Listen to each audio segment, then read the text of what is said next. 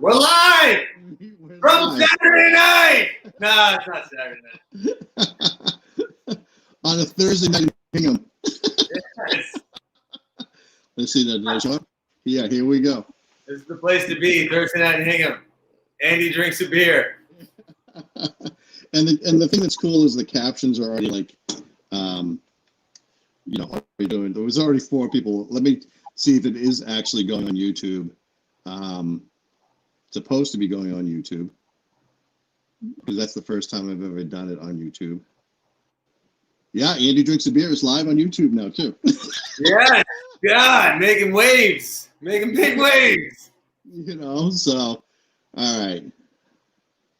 Let's see now. All right, so this is I kind of watch it and go to the comments.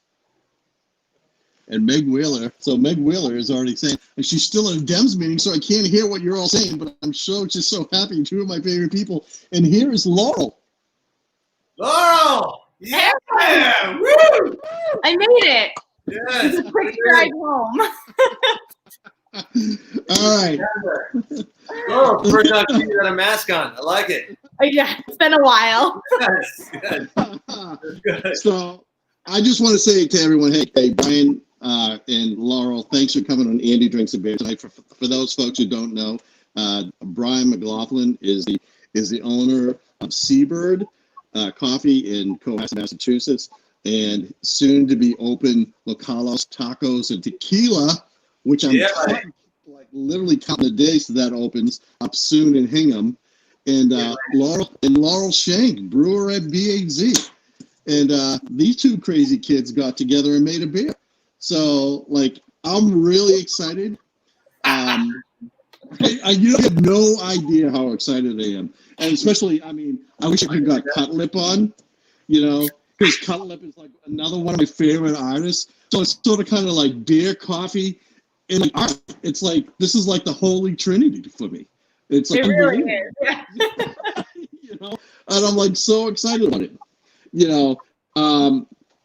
So first off, what we're drinking tonight is, so I'll actually get that little banner going on. So take Meg off here, so you don't have to see that. But so people know what the hell we're drinking. Is that we're drinking Magia del Campo. It's a coffee blonde ale from Seabird, and Magia del Campo means field magic.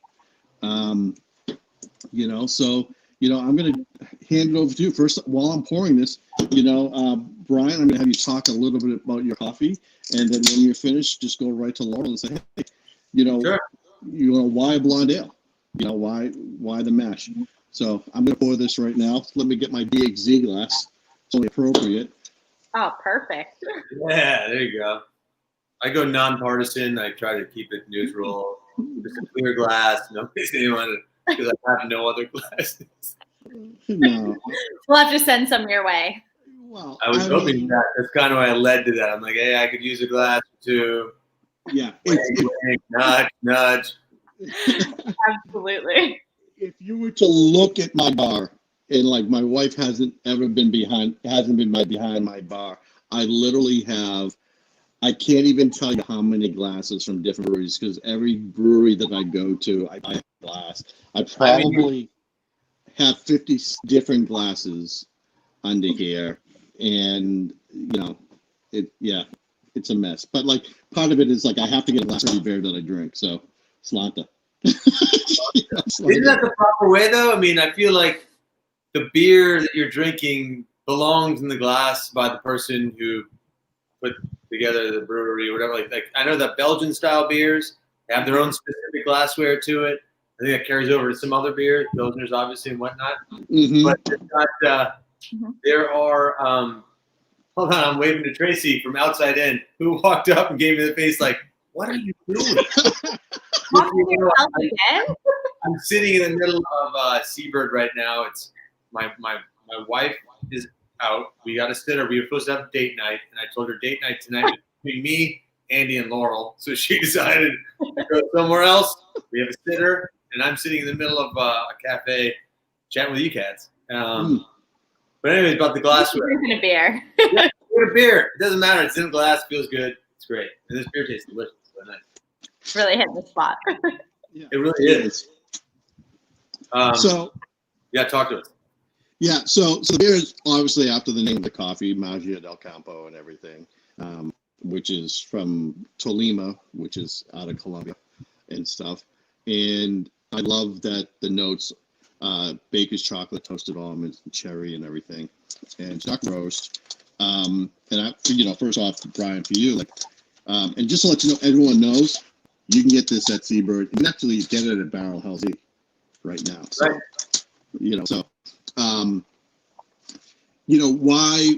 Why a dock roast? And I know that for the most part, you have pretty much always stayed kind of middle of the road for roasting.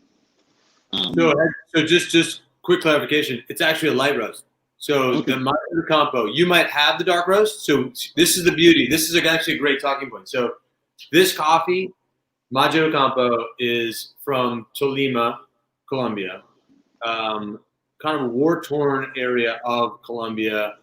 Beautiful, mountainous, high elevation area. The beans that these guys grow are incredible.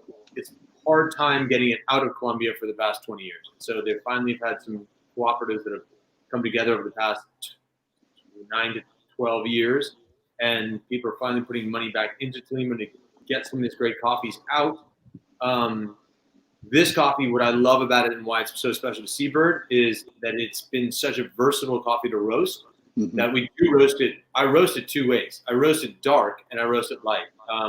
We've included the mediums. I'll roast it medium for a couple of blends that we're doing. But what I found with this coffee is that the beauty of it actually lies in the fact that when you roast it light, you get, which we used in this beer that we're drinking that Laurel brewed, is when you roast it light, you really get the cherry flavors. You get more. You get chocolate notes, but you get more of that fruit in there. When you roast it dark, you get baker's chocolate and toasted almonds, and you get basically almost two beautifully different coffees in the same coffee. And I found that not all coffees can do that. You have to most coffees you kind of have to find a sweet spot between them and find out what resonates with that coffee when you're roasting Mm-hmm. it.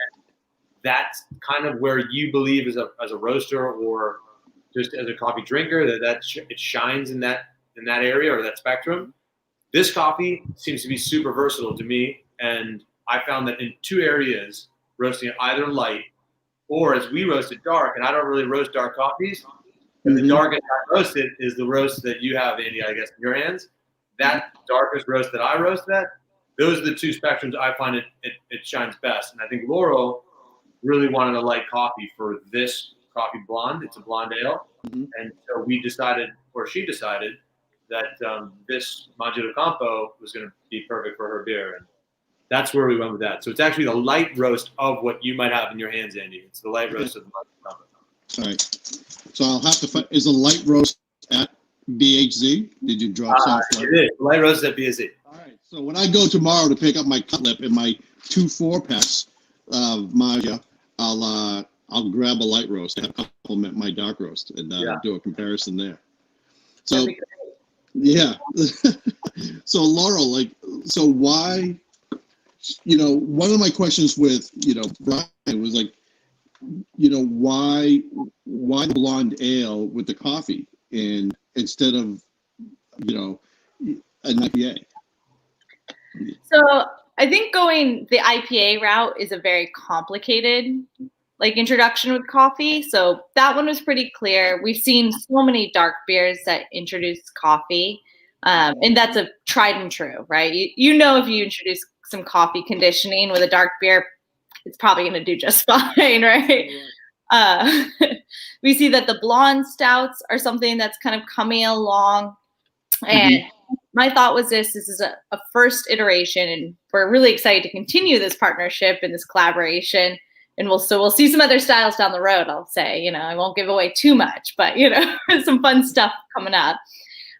So doing a blonde ale was one of these, testing the waters, I have to admit. It wasn't so intricate and thought out that, we had to do it. It was what if we trickle in a little coffee with a style that doesn't necessarily complement always? So doing the light roast seemed very intuitive with that as well. trying not, the dark fruit flavor we see across. But to me, when I first smelled this, Brian was so kind and brought over a few different varieties for us. And I loved when I smelled this, I got that toasted nut characteristic. So like I got, the almond as well as I got some hazelnut. It was like soft and sweet, a little bit supple, where I was like, oh, with a blonde, like that just is beautiful, that combination. I didn't want to go too dark and I didn't want to go too roasty. And I certainly didn't want to impart any colors. So we did a cold condition with this so that we got those flavors without getting the acidity or bitterness.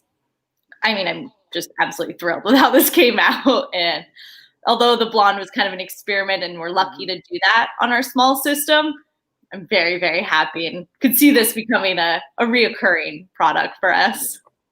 I love it. So just to piggyback what you're saying, Laurel, I love that your like excitement of experimentation is what led you to this. I think it was one of those. It's great. I agree with you. I mean, it's almost not to say mailing things. Obviously, brewing is hard. Roasting coffee is hard. Like there's so many things. It's hard for those who haven't done it. Those who do know it know that like trying to marry anybody who's cooked in a kitchen knows that you can't put two ingredients together and assume that they're going to be delicious. It depends on like how you're cooking them, whatnot. When you put them together, like you have with this blonde, I love that you chose the idea of just let's introduce coffee to a beer style. Let's go from there and build on that platform. And I know the conversations we've had that excite me tremendously because as a beer drinker and as somebody who just loves creating these kind of like moments in time or these experiences, I think this is super fun. And at 32 cases that you produced, it's a perfect amount of like, let's get it to try. Will it be the crushable beer that everybody puts in their fridge and wants to drink all day? Maybe not, but it was that moment in time, like going to see a live concert. You're going to see it. If you got to try it, you got to try it. If you didn't, you missed it. But people may talk about it, and then you will be excited the next time it comes around, and you're going to want to try the next one to see what that's all about. I think that's cool. Yeah, absolutely. And to Brian, to add to that, like I think, when I found out it was 32 cases, I just thought that was the right number. I really did think that was the right number because I see a lot of breweries doing collaborations, and they have a high case count, right? And I've been to breweries where, I'm chasing the collab because it's like kind of like, oh, it's probably not going to have that again, and then. I'm not going to buy a 4-pack, but then I'm watching other breweries and they're holding on to it for a long time, right? And especially when you're trying something out brand new and you're not really sure how it's going to be received, you might not necessarily want to commit to like a lot of cases, right? So I mean, I love this, and I do taste the flavors. I mean, I love coffee. I can definitely taste the coffee in it. My wife sampled some last night. When I told her there was coffee in it, her first question is like, is there caffeine in it? So I guess that's a kind of like a question. Is it caffeinated? I go, I don't think so. I mean, to be honest with you, I'm gonna have to assume so. I mean, you are taking a caffeinated coffee bean and you are steeping it basically, or cold brewing it. Yeah. So there will definitely be some caffeine in it. Probably not the best thing to drink right before you go to bed. As long as you follow it up with like a Bam Bam or Adeline, something dark and heavy. Yeah, which we got right here. And they got right here. Got the old campfire s'mores. I'm ready to that's a good one. Yeah. So. And I also do have, Whoa. That's what I brought along too. Whoa. So, this will put you to sleep. It definitely will put me to sleep. So like beforehand, I just, had a little one just to taste it. It's a smart idea. Yeah. And I mean, honestly, Laurel, I mean, Brian can tell you, like, I've become like a fanboy anything I really enjoy anyway. But you're the best fanboy around. Like we so appreciate it. Oh, thank you. Spread kindness and joy all over the South Shore. I mean, absolutely. There's nothing. But like when I got this, I'm like, why 8.8 for a saison? Like why? Like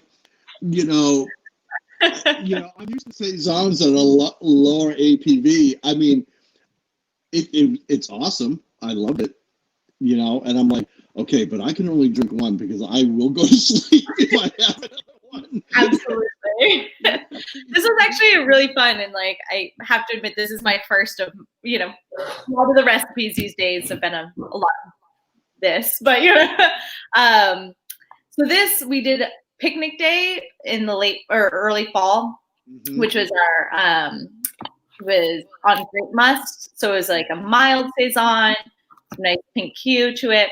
This is our winter saison. So it is intentionally big and heavy and, plenty chewy too in its mouthfeel, right? It's not thin by any means. I do have to admit this was modeled after one of my favorite beers. It's in homage to Avec les Sponsavu, which comes from Saison DuPont, or Brassiers DuPont, who makes Saison DuPont. And theirs is 9.5. And you're taming it down a little bit. Well, I actually modeled it. 7%. My hope was for it to be 8%, and then it didn't quite end up that way. So we end up a little bit high, which I'm not upset about. I think it carries well in its flavor and that it doesn't taste hot or bitter, any of those astringent flavors that we don't want. So yeah, it came out a little big, but I'm pretty happy overall. But it certainly is a nightcap beer. Well, I got a question for you. Would this be considered like a winter warmer? Is that it, or is that a different beer than a saison, like a winter saison? No, I think that could certainly fall in the same category. I think beer, we try and find ourselves in these like strict categories, and we really are, right? We're an imperfect science to some degree. So absolutely, I'd fall in that category. As well as your big stouts, your warm stouts. Same idea. That's cool. Yeah, and you brought up picnic day. Mrs. Era and I had picnic day. I call my wife Mrs. Era out of respect and also because I fear her deeply. But Good. That's how we like it. Right? But she loved picnic day, and great. My only disappointment picnic day was that it was in crawlers, right? Right, that I couldn't get it into 16-ounce cans. So when she went on a little girls' trip down in Newport, she brought a couple crawlers out with her to share with her girlfriends, and they were like, her girlfriends were like, "We're not beer drinkers, we're wine drinkers," and Mrs. Air was going, "Well, you got to try this," and they loved it. Perfect. So, that's what I love to hear. They loved it. They're like, "Wow, this is really good." But yeah, I bought a few of those crawlers, and normally what I do, Laurel, is that I'll buy beer. So like tomorrow when I pick up those 4-packs of Magia, my plan is like I'll keep one, and then I hand out the other 7 to people. And say, I've been the nice recipient of a few of those beers. You're a good friend, really. Santa Claus. Well, it's like it's really because like I want to share. Like something like this, it's such a small release, right? That like my belief it needs to be shared out with a lot of people to show what BHC is doing, and the same thing with like Snow Day, I was on social, and then whoever did social put out, we only have less than 3 cases, and I'm like, oh crap, I gotta run there, Here we go. Right, get another 4-pack. Because I've been telling people about it, and I'm like, all right, I gotta get, it's going to be gone. I need to share it out to 4 people right away. So and the same thing with picnic day. I'm loving the New England IPA series. I'm absolutely loving. I'm happy that 80 Days is back. It's going to be part of the regular rotation, I heard. Really? Yeah. Yeah. But like, all those New England IPAs that you guys recently did, I literally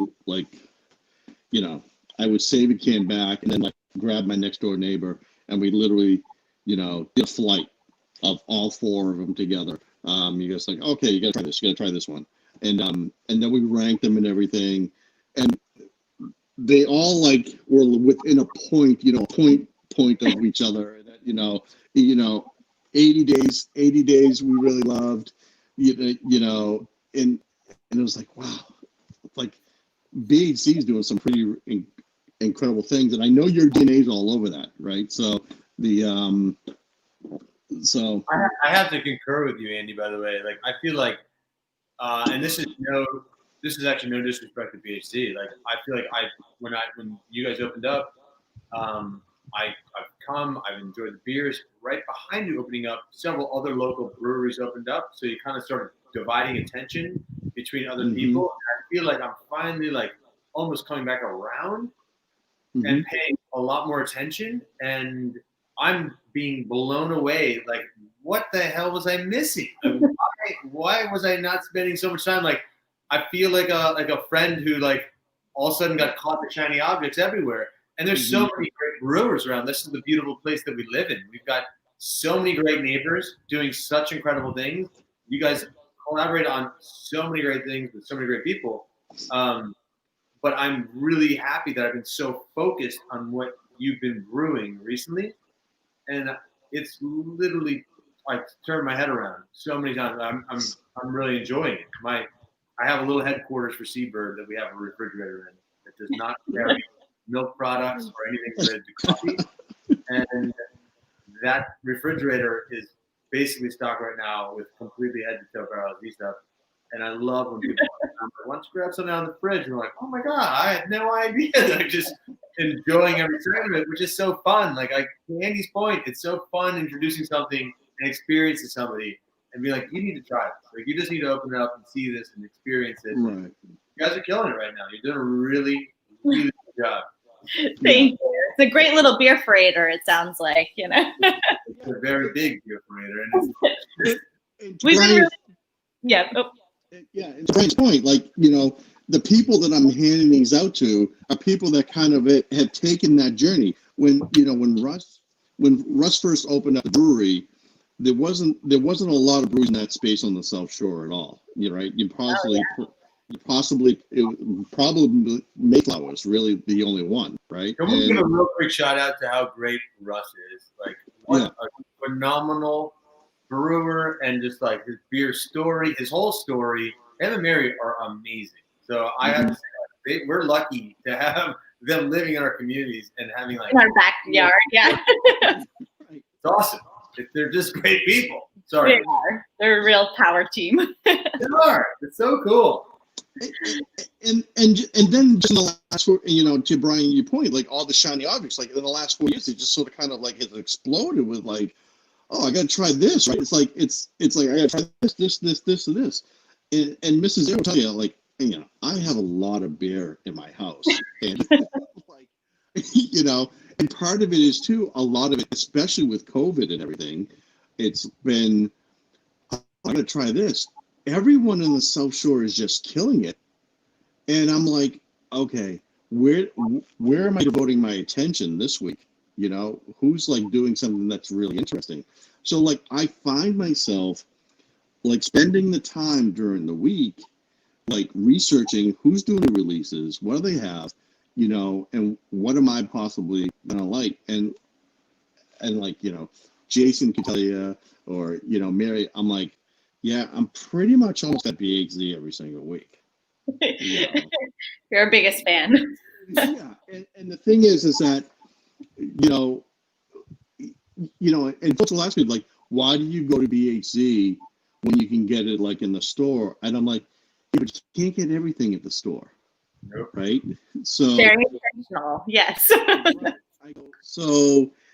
So like, if you want to, like, if you purpose, like, to get the, I don't want to say to get the good stuff, you got to get to the brewery, but like kind of like to get like a full palate, so to speak, right? Like you should go to the brewery, you should go local. You know, if you can't go to the brewery local, at least it's going to be near you, right? There'll at least be some offerings, but like to see what's being released every single week, you know, you're not necessarily going to get that in the store. It might be a couple weeks out before it hits like K's or Cappies or something else, right? And you know, like this particular one, not going to the stores, right? So no, that'll stay right in the house. Right. And the same is the same. any of these little small batch ones or limited release, we just keep them in-house for now, between our little annex space and then also the tap room itself. There's nothing better that sells beer than somebody trying beer and saying, like, I need to bring this home, right? So we're very lucky in that way. Now, I mean, well, I know, Russ has told me some stuff in regards to, like, just your story seems interesting. Like, you came from UVM, you went to the UVM beer program. UVM? I did, yeah. But that's awesome. I mean, I didn't realize you started off on the East Coast. Did you grow up on the East Coast? I guess I did. I grew up in Vermont. Yeah. No way. And then you went out. All right. I can't wait to hear the story. So kind of tell us a little about your journey. In regards to going to UVM, going to the brewing program, and like where you went from there, and like how you came around to BHC. It is a little comical in itself, right? And I joke all the time, too, that I don't think any of us in brewing necessarily intentionally end up here. We just somehow find our way, right? We find our people, our pods. Right. So, I went to UVM. I grew up in Vermont, lived there my whole life. And I actually went to school for medical. So I got a degree in nuclear medicine and was prepped to work in the hospital. It sounds way more interesting than it is, I promise. It was a wonderful degree, wonderful people. And I was still in Vermont a little after I graduated. And I was like, oh my gosh, I had this like awful epiphany where I was like, if something tragic happens, I'm the girl who never left Vermont. So I just picked up and moved. And so I moved to Sacramento with my dog. I picked Sacramento because it was far away and it was somewhat affordable for California. And ended up there working at a small brewery. And it was a great little spot. I got really lucky. I started when I got there, I was in medical a little bit, also working at a beer bar. Basically, from age 20 on, I've been working at a beer bar always, It's kind of what's drawn me. You know that well. It's been very comfortable, I also often joke that, like, my first beer was the Hill Farmstead Edward. So everything beyond that has been tainted. I was way too spoiled early on. And I just recently had beer, the Hill Farmstead Edward. Yeah. That was my first legal beer. I had like a Natty Ice, like a Bush Pint. I don't. But you didn't grow up in Vermont. Yeah, that's true. Yeah. Yeah. I grew up by a train track down in New York somewhere. And yeah, I had folks who drank craft beer my whole life, right? Like, Vermont is its own breed, I will admit, for better or worse. It's very unique. So for better. Let's say for better. Yeah, we'll say it's pretty all right, I have to admit. But so getting out to California, I was in medical for a little bit, still somewhat working at a beer bar, and I was like, this is what I enjoy. Why am I not investing in that? I'm sure others can acknowledge too, the medical field is terribly depressing at times. It's heart-wrenching. And as much as I loved it, I really loved seeing the product of my work.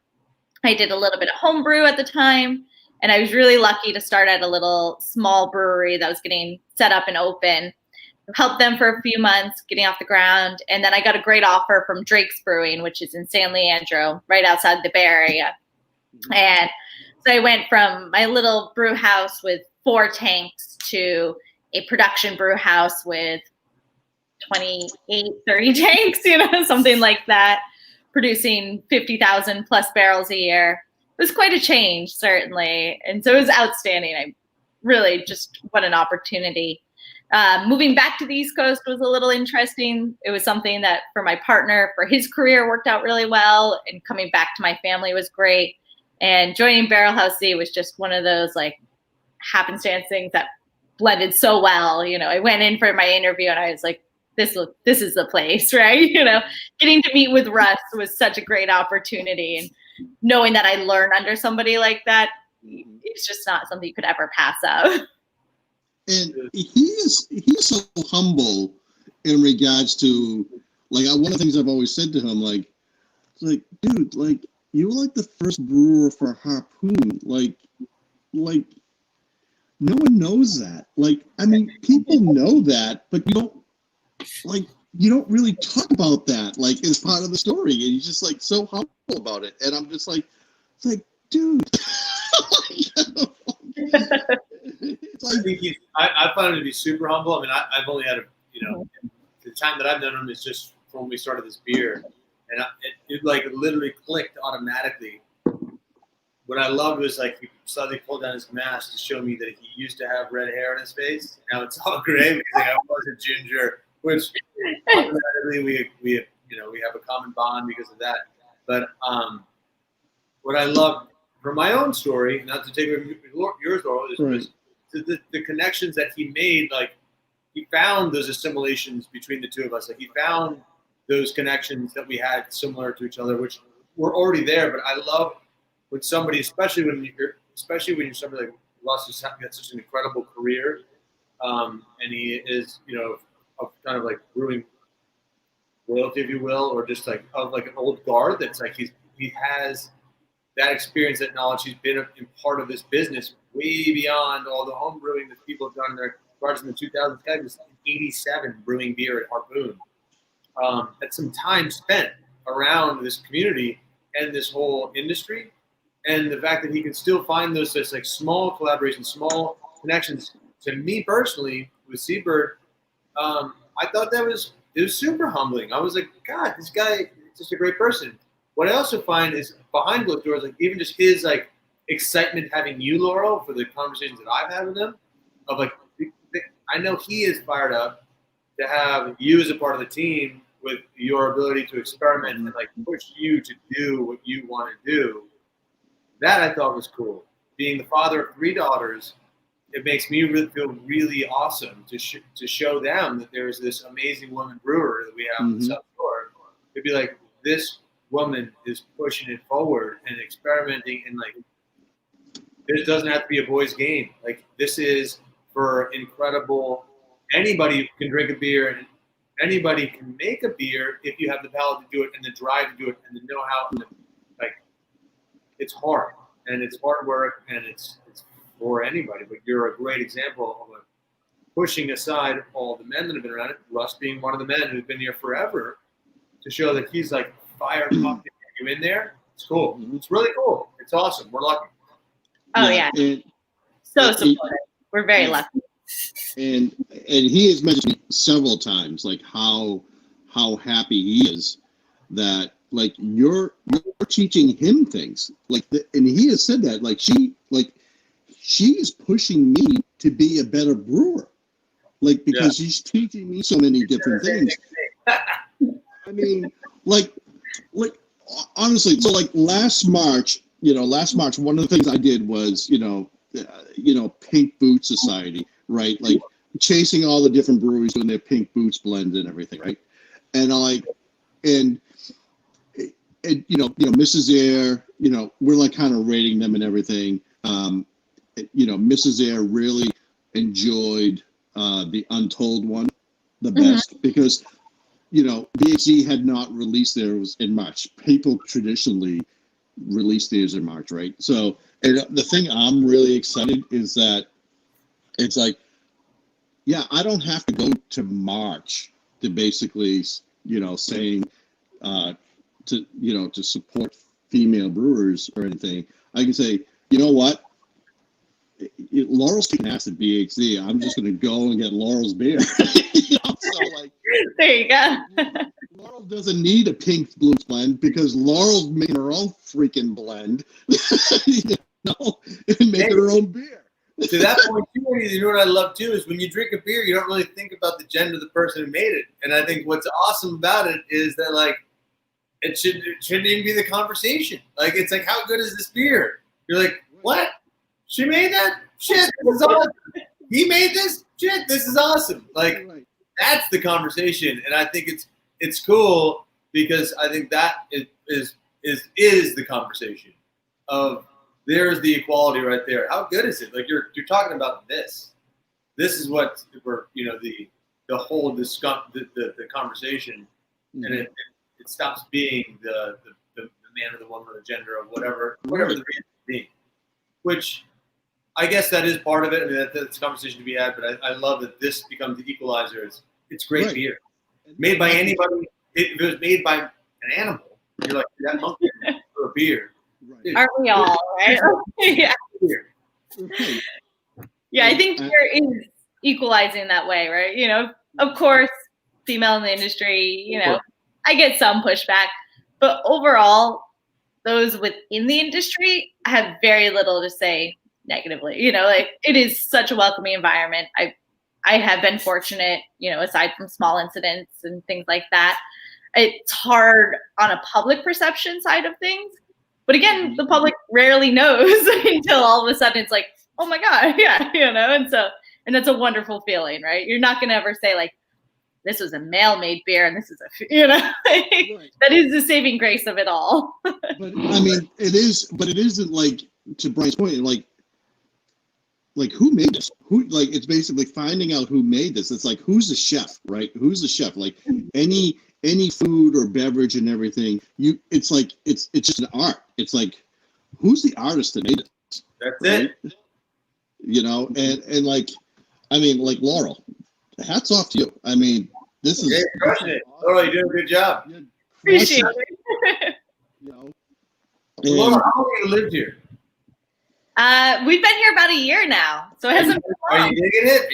You're sticking around, I'm hoping. Oh, we'll stay. Absolutely. Yeah. We're loving the East Coast. Great.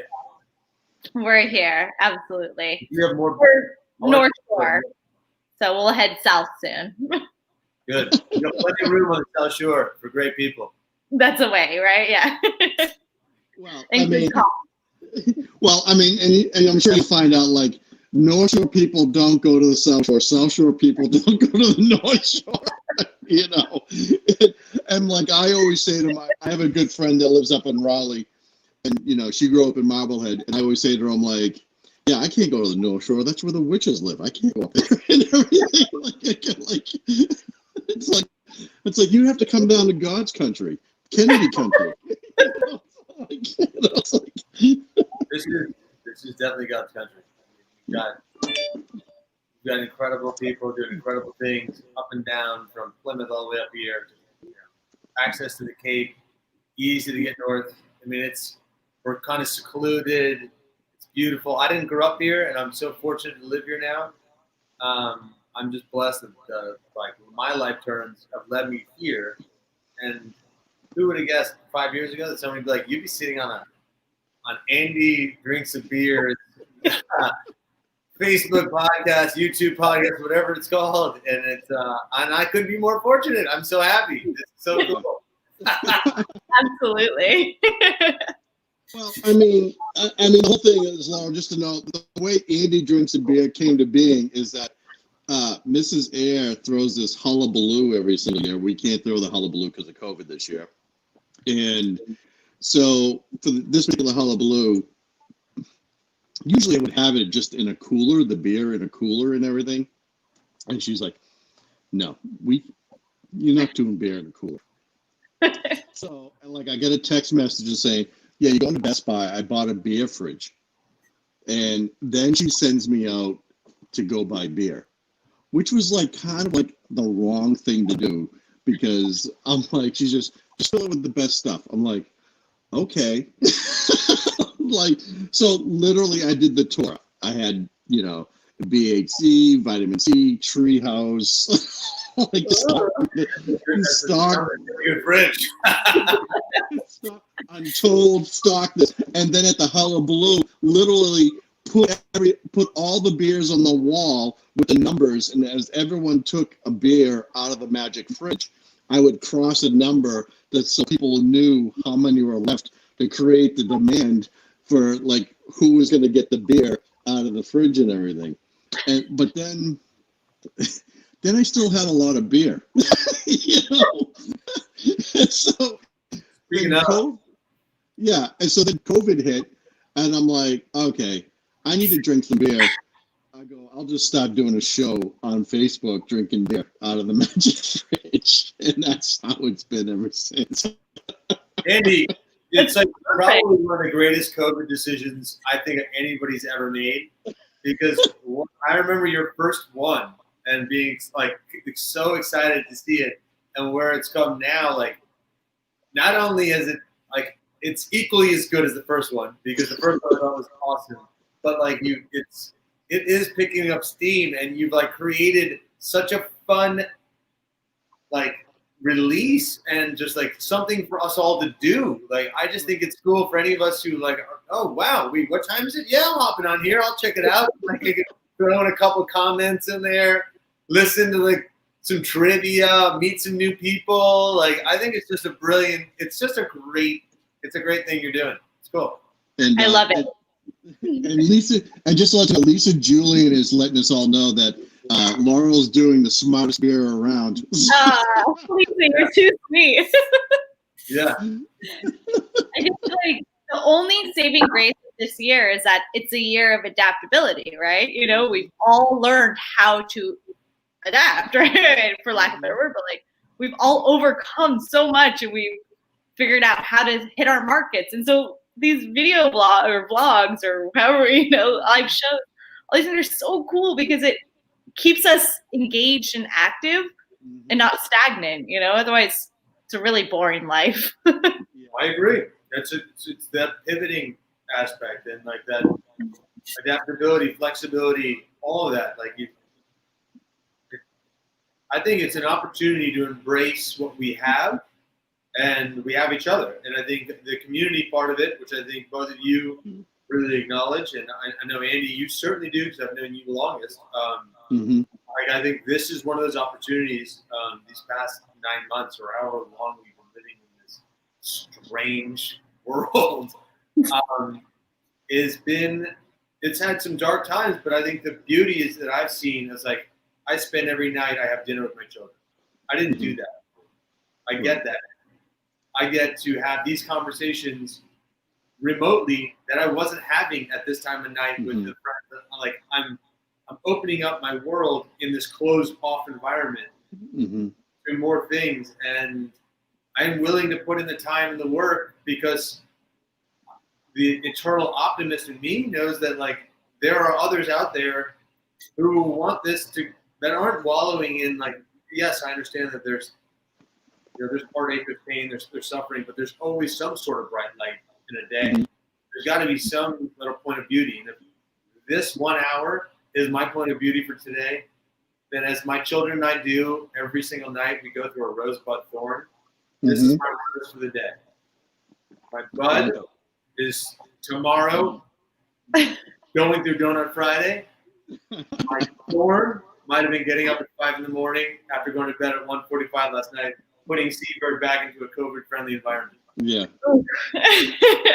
But that's the beauty of it, and I appreciate, Andy, you finding this as a passion and doing it. I think it's cool. But I think it's that flexibility, adaptability. I think that's for the breweries. You know, losing all the opportunity to work in restaurants and to sell to restaurants the way you were, that's hard. That is so hard. But being able to pivot and having the crave and like people now seeking like, how do you get your great beer again?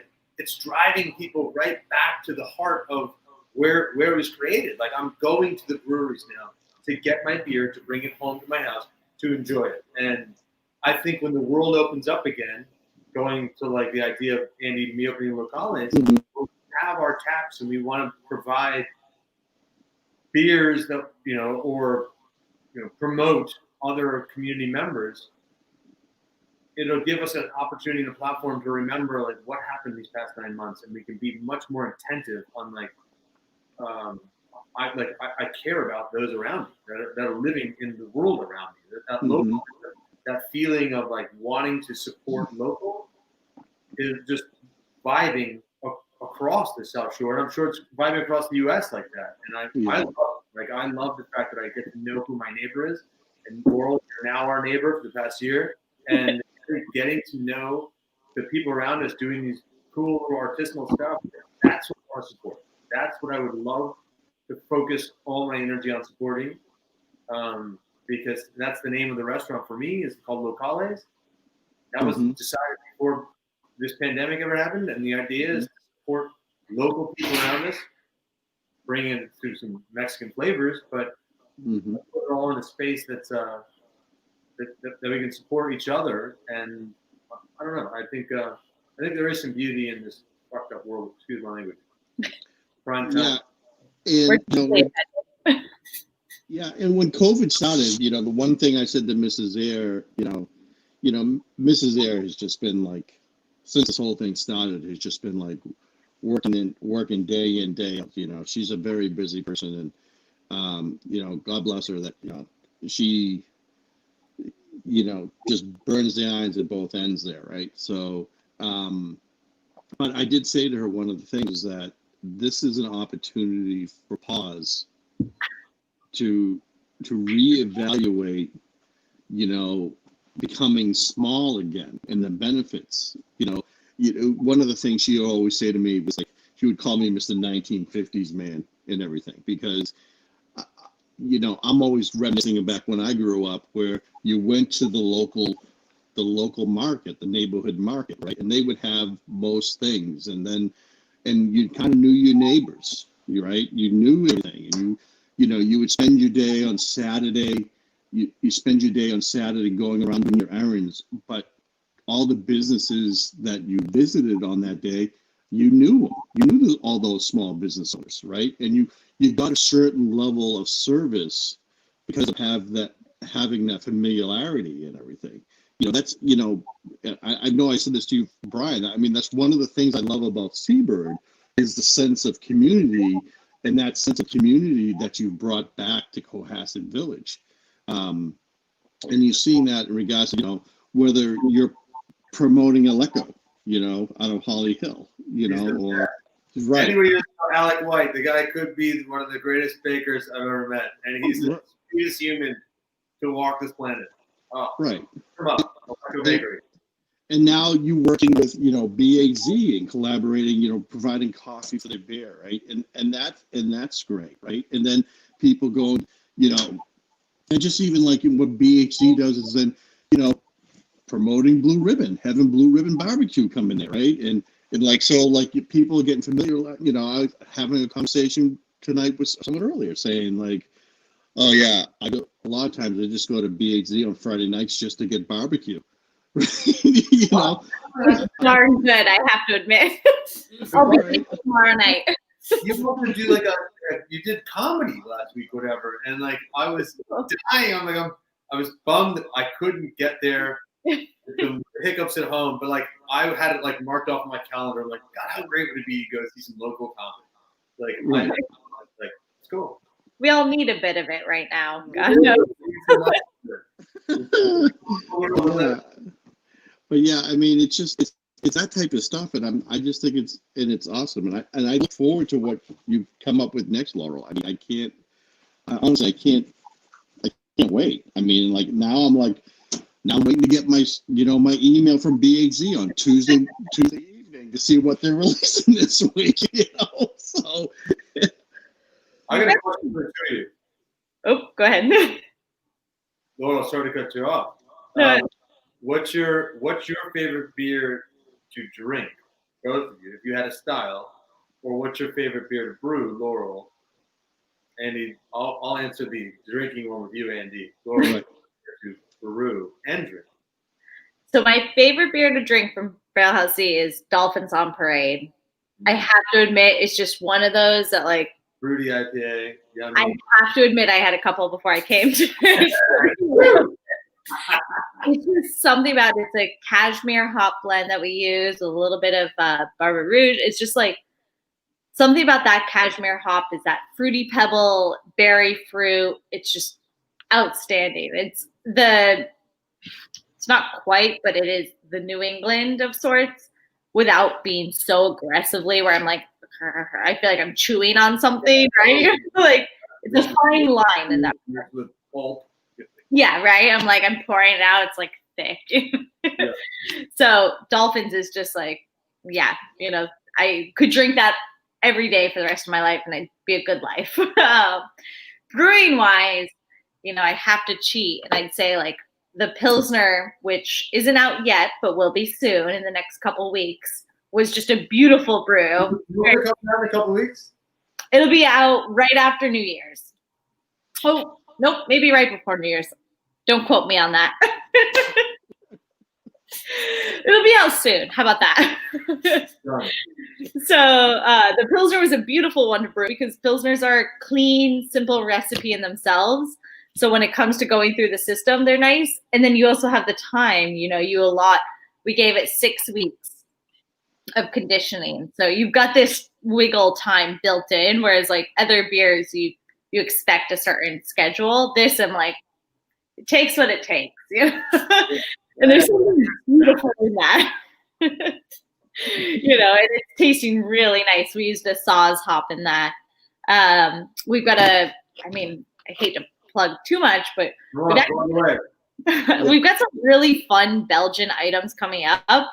And we're not a Belgian brewery by any means, but it seems to kind of be hitting our niche in some way. Our New Englands are phenomenal. I'm thrilled with our confection series. We've got a gingerbread brown coming out next week, but as well, we've got a raspberry Belgian pale that is just tasting phenomenal. I mean, it's really cool. And along with that, we've also got a Belgian strong that we fermented in Cabernet barrels. Oh. And so I did this. We put in barrels 2.5 months ago now. We put in these barrels, we let it do its thing, and then we just recently threw it in the fridge to let it kind of chill and see where it's at. And it is so darn good. Oh, sounds amazing. We're getting ready to keg it and get it ready in the next couple of days, and I'm just ecstatic about how it came out. It's such a unique, and again, we're lucky to experiment in that way that, God forbid it didn't turn out. It'd be a different conversation, but oh man, you get this like Belgian nose, this clove, banana ester profile, a little bit of red wine tannin, and then this oaky barrel finish. And I'm like, oh, I could drink it for days. It's really cool. So we're really lucky that we get to play around with these things. And in success, it's great. If not, we figure it out from there. Are those the Justin Cab barrels that were sitting around? Yep, they exactly are. Yep. Oregon was such a great, what a great Cabernet to be putting your barrel into. Justin Cab barrels, gosh, it's awesome. Yeah, and it provides just the right acidity without overwhelming the beer. It's just, I think we're gonna release some limited bottles for Christmas. So I would recommend that anyone's interested, really, keep an eye out because it's a great gift. I mean, I'll be grabbing a couple for my father. Dan O'Donnell wanted to say hi, Laurel.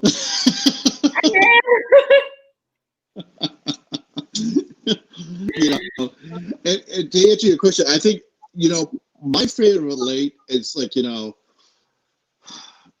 I've kind of got I've drinking a lot of IPAs in the last month, especially New England IPAs, but wow, that's like a whole different level of saison. And saison, a little yeah, exactly.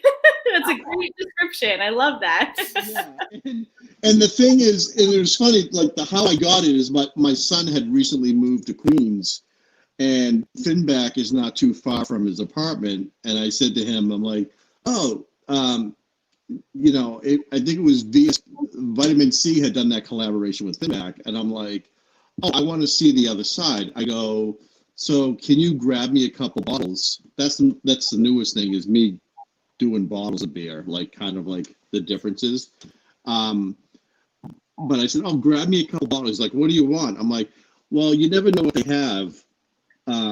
Just go that day, whatever they're releasing, and just get me 2 whatever they have. And he brought me one was a cider and this one, and I was like, holy crap. Like, this was unbelievable. Like I'm like, it was like a one-off. I'm like, oh, I don't know when it's going to come back again. Oh. That's experience, right? Those are like the moments in time. That's like literally what I spend my life searching for. Yeah. Trying to connect those dots. Like just trying to get to one of those until finding the next one. Like, I don't know. I personally am one of those star chasers where that to me is like, if you can rest in peace in that moment while you're enjoying it, knowing that you might not find you might find it a minute later, but you might not see it for a while. That is what I look forward to. That's so cool. You know, and I think honestly, one of my favorites that I drank this year, again, it was my mentor Stephanie Olson and my photography mentor, this incredible photographer out of Rockland. She, you know, it was heartbreaking because of COVID. Her and her husband had to sell their Vermont home, and she brought me back Hillside's Anna in a bottle, and I was like, oh wow. Oh my God. Like, then I'm like, okay, I gotta research Hillside. And I'm like, oh, this sounds really cool. Oh, I can't get there for a while. Oh my God. I'm like, when am I gonna have another Anna? Oh, you know, and I was like, oh God. It's like Vermont's awesome. I could sell a kidney for some Hill Farmstead, you know, like it's one of those that like it might be worth it at the end, you know. It is so special, not in the sellability of it, but just in the quality. Oh my God, each bottle you get is just so beautiful and unique. Like, right. Sean is just, he's really got a good thing going. And I was joking with someone today. I was like, wow, everyone who goes through Hill Farmstead moves on to, you know, like not negatively, but they just move on to these incredible things. So one guy went on to open Suarez Family Brewing in New York, or Suarez something, you know, it's outstanding. Another guy went on to open Vale. Hill Farmstead is such a wonderful cemented item in our brewing industry, and they just produce these incredible brewers and these incredible practices. Didn't Hill Farmstead, didn't he learn to brew in Belgium or in Norway or something like that? Or am I making that up? I don't know. He definitely might have. I know he spent some time through Europe, and he's done collaborations with, I mean, the best. And there are these jokey rumors of him going to Fantôme and help clean the kettle and clean, you know, like he's one of those guys that has such notoriety and self, you know. So, but I mean, it's just amazing to see. Truly, I mean, it's a small scale production. This isn't Harpoon. It's not even Lawson's, you know, it's still a very small production. And yet these incredible, just outstanding things coming from it. I mean, it could make any of us beer geeks swoon. Yeah. I mean, but then again, that's the beauty of small batch, right? In regards to like to be one of the few to actually get it, right? And you're just like, oh, I gotta try this. Oh my God. Like, kind of like, you know, or just sitting around the campfire going like, oh yeah, I had this beer last week. Oh, sorry guys, you couldn't have it. I'm like, but let me tell you about it. You know, so. Andy, I know you have like 2 minutes left. Can I give a quick shout out to my next little endeavor? Yes, absolutely. Sorry. I'm super excited about it, and so I want to talk about it for 1 second. Yeah. So, Locales Mexican Tacos y Tequila. Locales Tacos y Tequila is opening. I don't know when. I wish I had a date. I think a lot of people ask me every time I see it, like, what is the date? I have no idea. There's so many strains, little restrictions, and or permits we have to get and whatnot. But we will have incredible beer, incredible agave spirits, so tequila and mezcal, and we'll have incredible margaritas to go with that. But incredible, first and foremost, the best tacos around. Like, I cannot wait to serve this food. So, located Crow Point, 6 Crow Point Lane. Please come check us out. I cannot wait to have one of Laurel's beers on my tap handle. Can't wait to have Andy in there, maybe doing a podcast from there. Yeah. Oh, that's perfect. Get it going on. Arriba! Hey, I will literally come and do it the night before and literally do it. Let's do it, man. I'm in. I told you from day one. Absolutely. We'll do it from the opposite sides of the room. I'll go in there with you. Let's do it. We'll do another Laura, tequila aged beer. I Or would love mezcal.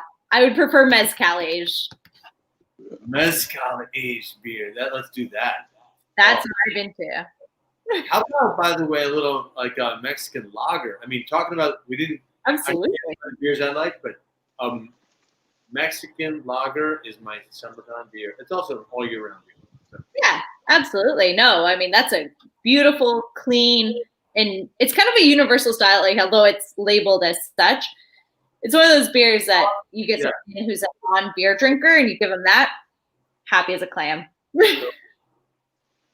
And Laura, what do you have coming up next with the rest of the month for releases? Can you say or not say or? Oh, absolutely. So we have those two Belgians. We have the raspberry pale Belgian, so that's going to be a little bit lighter, but certainly nice and fruity and fruit forward. That Cabernet Belgian Strong is going to be really interesting. I really recommend as a Christmas gift. It's going to be beautiful. I mean, I'm thrilled to gift it, so I encourage everyone else to as well while you can. Aside from that, we have a few of our returning core items, but we'll have a gingerbread brown ale out next week for our seasonal folks. After that, we'll have a brut IPA, and that I'm really excited about. Brut IPAs are one of those items that a brut. Tell me about it. What is it? So a brut IPA, in the same way as a brut champagne. Oh, okay. So like yeast. Exactly. So we're using a special yeast with that guy, something we actually haven't used before. So, I mean, I'll keep my fingers crossed. It just brewed today. We finished it up today, got it into the tank, and we'll check on it tomorrow. But so the intention is that it finishes with very little sugar concentration remaining in the beer, so that it gives it that really dry, sparkly quality that you get out of a brut champagne. We use some nice citrus forward hops in it to kind of highlight that as well. We don't want to use as much of the tropical sweet. We want it really like sharp and bubbly and New Year's-esque, right? So it'll be out right before New Year's for that. And I also have a session IPA coming out. So session as in a little bit lower ABV, we don't go too low, but, drinkable for the start of the new year. We see a lot of people we've got big goals, right? As we all do. So, I say I'm going to keep to them, but the Peloton bike with clothes on it in the background says otherwise. So, we've got a session IPA coming out too, and I'm really excited about it. We've got some Kohatu hops coming in. So it's a New Zealand hop. Really interesting, hoping for some ripe fruit with that. I'm really curious. We'll blend it with a few other items. We've used a little bit of Sabro hops in the past, and we'll probably mix that in with the Kohatu. A Sabro throws a really unique coconut tropical fruit profile, particularly coconut and mint, which is obscure, but somehow just blends so beautifully. When are those coming in? Because I got an idea. I'll talk to you sideline this conversation, but we'll touch base. So, we've got some really weird superfood drinks in here that we can mimic. Oh, I love that. Yeah. We get old Laird and Gabby involved too. But anyways, perfect. Can we barrel age it? We can do anything. I mean, the world's our oyster. Are we lucky in that way, right? So it's actually we are looking into the early spring, really excited. We've got some big things on the horizon, and our small batch stuff is just cranking through. We're excited on that. That's awesome. So you guys have positioned yourself so well going into the spring. It's cool. Andy, what's on your future? Up next, I'm going to try to figure out next week. I'm going to come back next week, Wednesday. I'm going to reach into the, I got a lot of beer for my birthday yesterday. So, yeah. Happy belated. Thank you. Yeah. Oh, wait a second. Happy birthday to you. Happy birthday to you. Happy birthday, dear Andy. Happy birthday to you. Good day job, Brian. Anymore. My singing voice is not quite there. I got to figure out what I'm going to do next Wednesday. I'm trying to figure out if I can round up some acts to maybe do like a holiday special. You know, round up. Get Elvis. Elvis is on here earlier. He'll do it. Yeah, I'm going to reach out to Elvis. I'll see if I can reach out to some other people. And, you know, Elvis has been doing his spiritual gangster tour again, so this could be an opportunity for him to advertise that, you know, for local restaurants and stuff, and see if I can get some other acts and everything. So we'll be back next Wednesday, the normal time of 8 o'clock. I didn't do it yesterday because it was my birthday, but and then I'm doing my 31 days of ballet this month on Facebook, so I'm posting a ballet picture that I've taken every day this month. So by the way, they're incredible. And the one you took blew me away was the beautiful woman you took a picture of, the ballet dancer at Red Eye Roasters. That picture, the teacup sitting there it's an unbelievable picture. It's such it was, and that was just such a moment in time picture. It was taken during a transitional period, coming from we had just spent the day at George's Island shooting in Fort Warren, and we were actually heading into World's End, and I was waiting for the sun to drop a little bit more before we headed out to World's End. So I had gone into Red Eye, and it was just the perfect juxtaposition where it was coffee, music, and ballet, like some of my favorite things. So it was like all in one picture. So you're good. Yeah, I'll email it to you, Laurel, so you can see it. So okay, sorry. I'm shooing away the dog. Sorry, don't mind me. Oh, I've been trying to get Mrs. Air to get me a dog. I really want a French bulldog so I can name him Barry Gibb. But as always, we always end the song with Andy on Andy Drinks a Beer. So tonight we're actually going to be ending up with I've Seen All the People by Yes, which I think is totally perfect ending. So Brian and Laurel, thanks for coming out. I really appreciate your time, and I'm so excited that you guys made this beer. So I'll talk to you soon, everyone. Absolutely. See you soon. Say bye now.